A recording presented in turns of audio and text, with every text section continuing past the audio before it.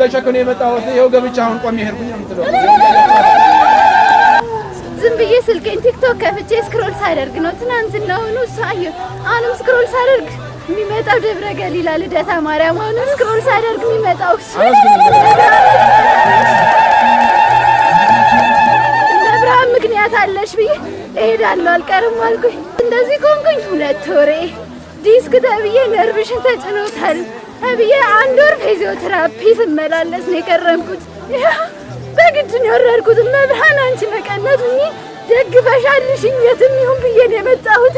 ይኸው ተስፋ አደረኳት